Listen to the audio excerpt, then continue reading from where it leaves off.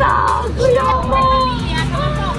Jangan tidur sama aku ya Allah. Tangis histeris wanita buruh sapu di Medan, sepeda motor hilang digasak maling. Beredar di media sosial sebuah video yang memperlihatkan nasib naas yang dialami oleh seorang wanita yang kesehariannya bekerja sebagai buruh sapu.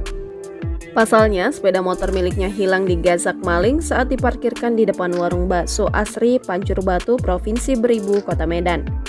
Alhasil wanita tersebut menangis histeris setelah mengetahui motor yang dipakainya untuk bekerja itu digasak oleh maling.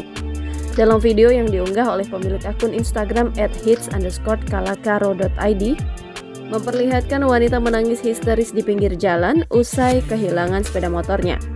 Pada keterangan unggahan itu disebutkan bahwa wanita tersebut kehilangan motor metik jenis Vario berwarna merah dengan nomor plat BK2539AJZ. Dalam video tersebut tampak wanita yang mengenakan jilbab berwarna merah dan kacamata itu menangis histeris di pinggir jalan. Beruntung saat itu ada beberapa rekannya yang mencoba menenangkan wanita tersebut. Meski teman-temannya sudah mencoba menenangkan, wanita itu terus menangis sambil menyebut-nyebut motornya. Video yang memperlihatkan wanita menangis histeris usai kehilangan motor itu pun viral dan beredar luas di media sosial.